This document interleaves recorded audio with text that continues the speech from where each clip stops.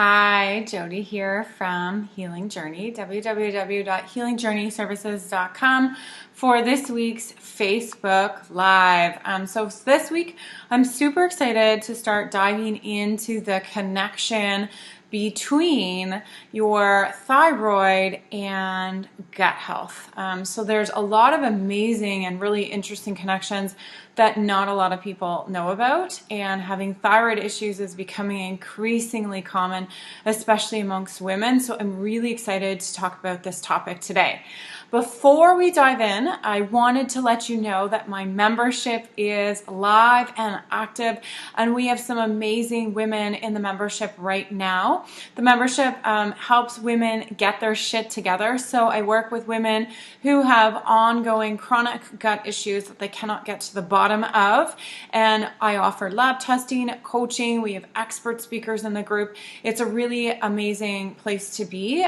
So if you want some more information, just message me privately or message me below. Okay, so moving on to today's topic. So we're going to talk about 5 ways that gut infections are linked to your thyroid health. And before we dive into thyroid health, just a reminder on what we're looking at for symptoms.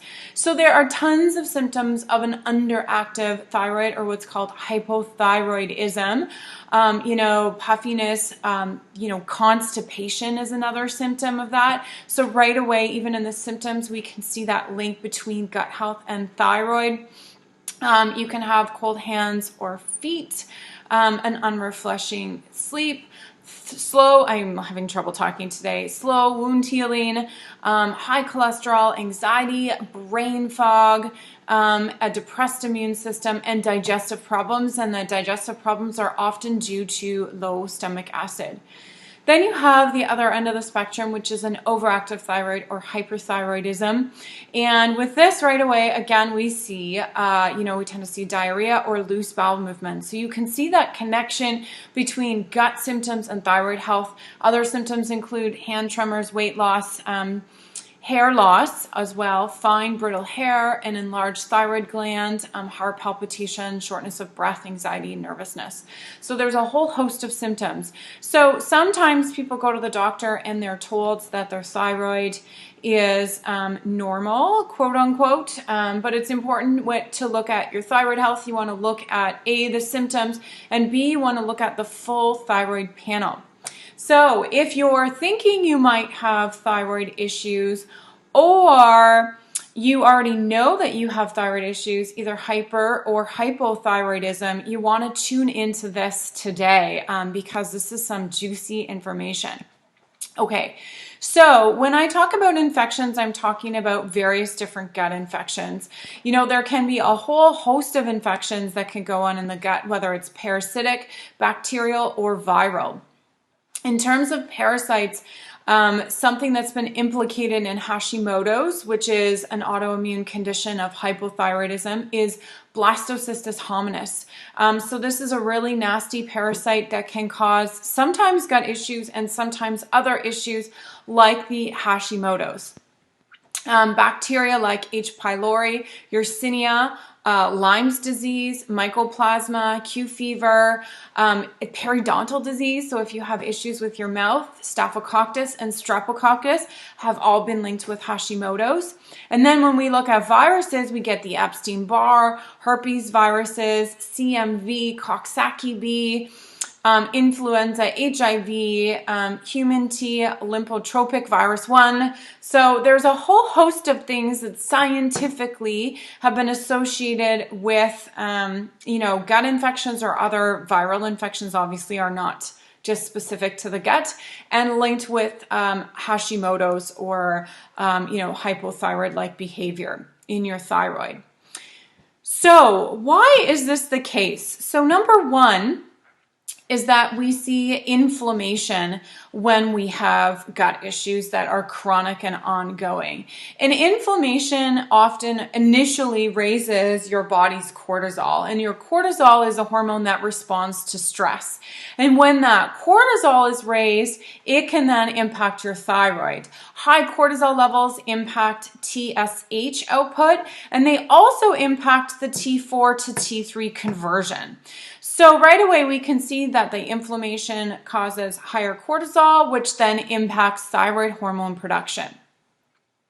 The other thing when you have infections in your gut is you're going to get damage to the gut lining, and that's just because the pathogens are going to be causing what's known as leaky gut.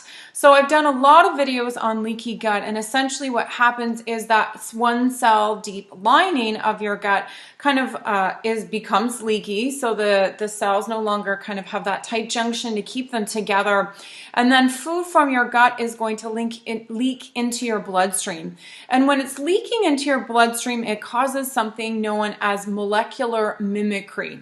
Okay, and this is where, something that doesn't belong in the body looks very similar to something that is part of the body, and the immune system becomes a bit overactive and it becomes confused. And so let's say it's attacking, Blastocystis hominis, and the Blastocystis hominis looks like part of your thyroid. And that's where you're going to get molecular mimicry.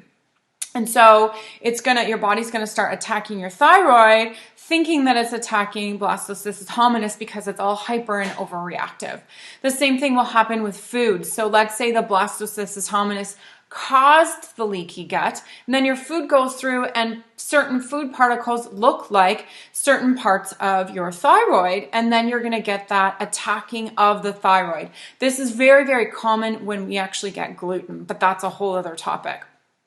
Okay, so that's the second thing, right? The third thing is we get autoimmunity. And the thyroid cells are attacked by the immune system, often because they're infected with a pathogenic organism, or they look very similar to the pathogenic organism. So for example, sometimes Epstein-Barr will hide inside the thyroid. And so then the body is actually not attacking the thyroid. Technically, it's attacking the Epstein-Barr that's inside the thyroid cells. When you get Lyme's disease, so Borrelia bifidorei, that actually looks very similar to certain parts of the thyroid as well. And so when the body's trying to deal with Lyme, oftentimes you'll get an autoimmune thyroid condition as well. So that is number 3. Number 4 is simply dysbiosis. So when you have bacterial infections, it causes imbalances between good bacteria and bad bacteria. And as a result, this is going to impact the thyroid hormone production, because the conversion from T4 to T3, which occurs in the GI tract, depends on having healthy flora in your gut. So if you don't have healthy flora, if you have an imbalance of good and bad bacteria, then it's really going to impact the conversion of T4 to T3. The 5th reason is nutrient deficiencies. So when you have pathogens in your gut, well, they're hungry, and so you're going to have to feed them. And instead of feeding your body, sometimes you're feeding the pathogens. And so they're essentially stealing your nutrients before the body can get them. And you need certain kinds of nutrients like selenium, for example, to have healthy production of thyroid hormones. And so if you're low in those nutrients for whatever reason, and in this case, we're talking about gut bugs eating them, then it's going to impact the ability of your gut to make these specific thyroid hormones.